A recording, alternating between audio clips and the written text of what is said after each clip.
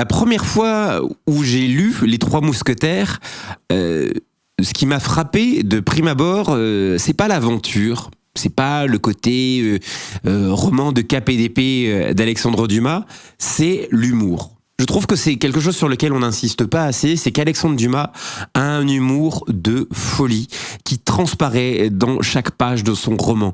C'est un roman dans lequel on tourne les pages à une vitesse, on a envie de savoir la suite, et c'est plein de truculence, c'est une manière de dépeindre la société qu'il crée, ces rapports entre mousquetaires qui sont en fait ni plus ni moins que des soudards, hein, parce que ceux qui pensent que les mousquetaires sont des chevaliers nobles et tout ça n'ont jamais lu Alexandre Dumas. Grosso modo, c'est une bande de chevaliers qui adorent se battre, et c'est la Bachem, hein, c'est des flics au ministère de l'Intérieur, et qui sont très contents en fait d'avoir le pardon de leur chef quand il s'avère qu'ils ont zigouillé quelqu'un qui leur plaisait pas dans la rue. Mais tout est toujours écrit avec beaucoup de second degré, beaucoup d'humour. La manière dont Aramis replonge à intervalles réguliers dans la dévotion religieuse, et dont il sort dès qu'une jolie femme se dit prête à répondre à ses faveurs. Toute l'hypocrisie religieuse dans sa splendeur est épinglée par Alexandre Dumas. Porthos, qui n'est ni plus ni moins qu'un gigolo, qui est entretenu par une femme plus riche, et chez qui il va manger avec son mari, qui se doute bien qu'il se passe quelque chose entre sa femme et ce chevalier, et qui fait ça juste pour avoir de belles parures lorsqu'il sort pour aller guerroyer.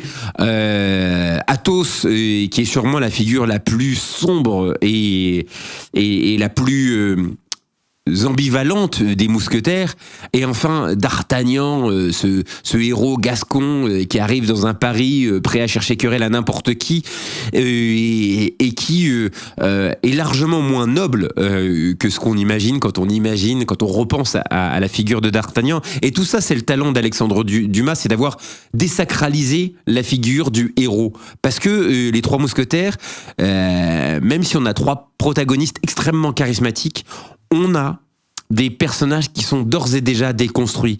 Le personnage de Milady, cette espionne qui, en tant que femme, n'a pas le choix, a toute la sympathie et la compréhension d'un homme de l'époque sur le statut d'une femme.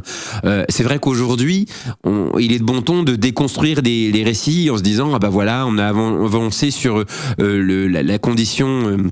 la parité, les conditions hommes-femmes, mais Alexandre Dumas, en écrivant Milady, montre qu'il savait déjà tout de ce que c'est qu'être tout le temps renvoyé à son genre, d'être dans une société qui te méprise, qui te sous-estime, et dans lequel il va falloir que tu joues des atouts qui sont les tiens pour te distinguer. Et ça, Alexandre Dumas, il le sait parce que lui-même est un marginal.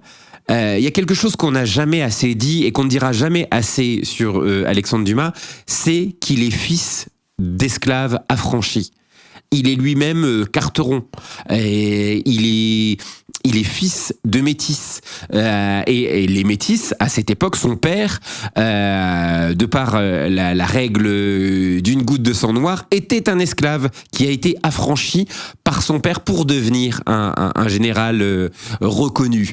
Et son père a dès lors toujours voulu dire merci à la France de lui avoir donné accès à l'éducation, et il est devenu finalement, comme énormément de gens qui sont issus de toute diaspora, plus français, plus royaliste que le roi, plus napoléonien que Napoléon, et Alexandre Dumas a dû se construire avec ce père qui lui était vraiment dans le remerciement de la mère patrie, mais en étant quelqu'un de très lettré, qui aimait la fête, qui voyait aussi l'envers du décor.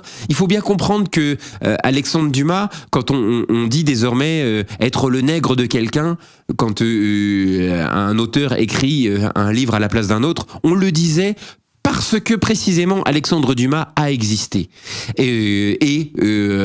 qu'on prêtait les qualités des romans de Dumas à l'auteur blanc avec lequel il collaborait plutôt qu'à lui-même. Donc en fait tout vient de là, tout vient de lui, de sa différence et du fait que voilà, un des auteurs, si ce n'est l'auteur pour moi le plus important de la littérature française, peut-être avec Victor Hugo, Alexandre Dumas était un enfant de la diversité. Et savoir qu'il a écrit ces classiques que sont Les Trois Mousquetaires, Le Comte de Monte Cristo, 20 ans après, des chefs-d'œuvre, littéralement des chefs-d'œuvre d'humour, des chefs-d'œuvre d'étude des mœurs, des chefs-d'œuvre de caractérisation de personnages. Je pense qu'il faut le rappeler. Et on a la chance d'avoir une très très belle édition aujourd'hui qui s'en fait le porte-drapeau, le porte-étendard. Dire que Alexandre Dumas était le cheval de Troie de la diversité dans les classiques de la littérature française, ça n'est pas une extrapolation contemporaine, c'est juste un fait qu'énormément de lecteurs et de lectrices ont oublié et que même les maîtres d'école ne rappellent pas assez. Moi, je sais qu'en lisant Les Trois Mousquetaires, c'est là que je me suis rendu compte de la présence des Noirs et fils de Noirs sur le territoire français, de leur présence dans cette histoire et nos ancêtres les Gaulois, j'ai envie de dire, pas seulement. Et Alexandre Dumas, c'est tout ça.